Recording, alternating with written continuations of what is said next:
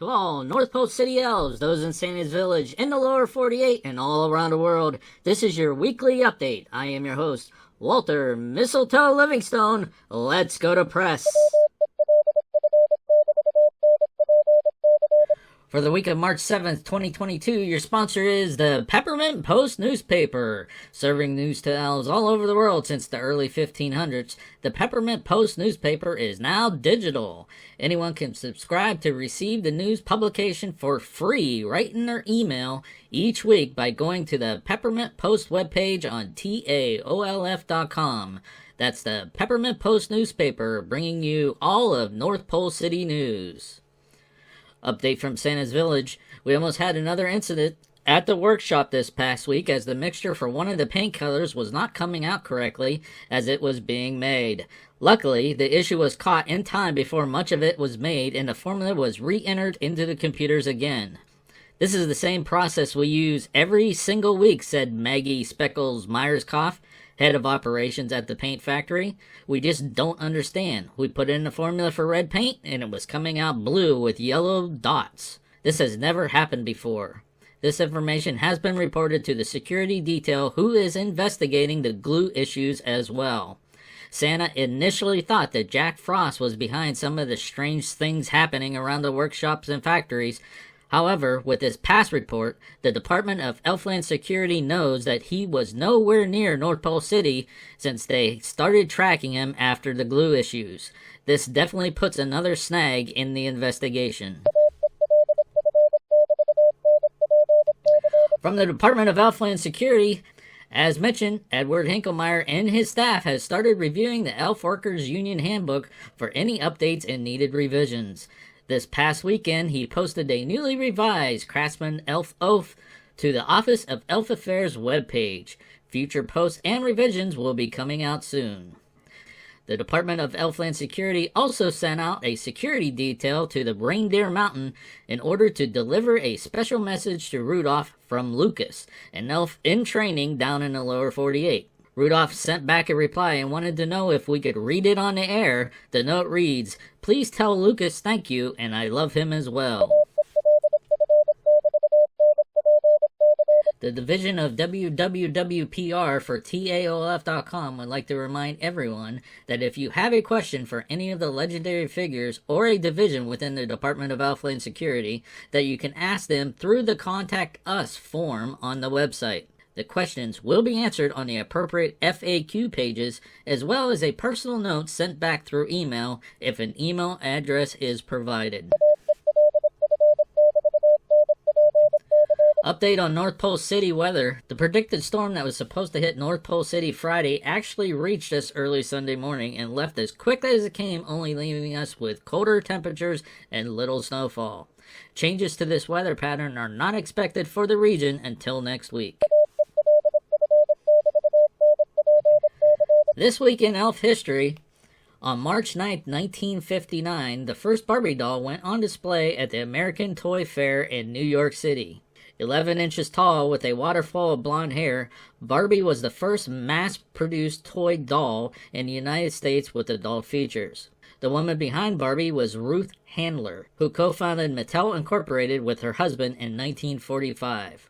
After seeing her young daughter ignore her baby dolls to play make-believe with paper dolls of adult women, Handler realized that there was an important niche in the market for a toy that allowed little girls to imagine the future.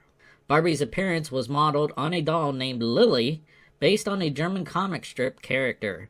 Originally marketed as a racy gag gift to adult men in tobacco shops, the Lily doll later became extremely popular with children. Mattel bought the rights to Lily and made its own version, which Handler named after her daughter, Barbara.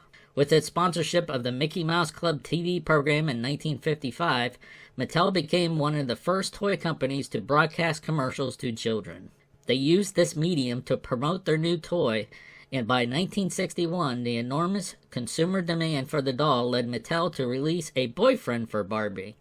Handler named him Ken after her son. Barbie's best friend Midge came out in 1963, and her little sister Skipper debuted the following year. We at the North Pole especially love how they make Barbie dolls to represent different places around the world and different professions. The Barbie brand brought in $1.12 billion for the first 9 months of 2021 and is sure to continue to be an industry favorite. The offices for the North Pole City Commerce Association have been fielding calls from several North Pole City business owners expressing their concerns of traffic flow and interruptions to their businesses during the upcoming sidewalk and street replacement project. The association would like to assure everyone that the city has agreed to work with the businesses as to not delay any type of commerce and or operations with their business or Santa's Village during the project. Plans have already been made to only replace and work on sidewalks in front of businesses during off or closed hours. Those businesses that are open on a 24/7 basis will have temporary entrance ramps set up to make sure that potential customers will still have access. And now for our special report from the North Pole City Council meeting, I'm going to turn it over to our investigative reporter, Becky Marshmallow Livingstone. Becky, take it away. Thanks, Walter. The North Pole City Council met this past Thursday at Claus Mansion to review and approve plans for the replacement of the sidewalks and streets throughout North Pole City. I haven't been to Claus Mansion for a while, and oh, let me tell you, the furnishings are so beautiful. I was really excited to sit down in its really comfortable red love seat with gold stitching and curved dark cherry wood legs. Right, The first item on the agenda was the approval of the official North Pole City map, which is now posted on the council's webpage. Several questions and concerns arose around the project that were also addressed during the meeting, such as, what will we do with all of the existing bricks? Are we going to make sure that operations at Santa's Village will not be interfered with? And shouldn't we historically document some of these existing bricks since they were the original ones laid out when North Pole City was built? As it turns out, the existing bricks will be given to any citizen of North Pole City who would like to have them for their personal cabins, with the exception of 12 that are going to be archived in the city's library and historical archive. One brick from each of the 12 streets will be selected from each of the 12 streets that lead out from Santa's Village to the outer parts of the elf villages. All the other bricks that are not taken will be recycled throughout the brick factory. Personally, I think it's going to be so wonderful. I can't wait to get some of the bricks. I have to think about what I'm going to do with them. Should I make a new porch? Maybe a new room or a fireplace? The possibilities are endless. Oh, I have some thinking to do. Well, Council has approved the initial order of 500 billion bricks for the initial project and has granted the brick factory to make more as needed without the need for any additional resolutions. The project is set to begin April 1st in North Pole City, but work at Santa's Village will not take place until June 1st and will be finished by the end of August so as not to disrupt the workflow within Santa's Village. Most of the areas throughout the city have not been repaired or replaced since the city was first built. It's going to be exciting to see these new streets of the city. Back to you, Walter. Thank you, Becky, and good job on your first investigative report. The North Pole City Sports League will be holding an elf speed racing event this Saturday morning on Polar Bear Lake for anyone who would like to come out for the day and have some fun. There will be 3 divisional heats. Medals will be rewarded to first, second, and third places.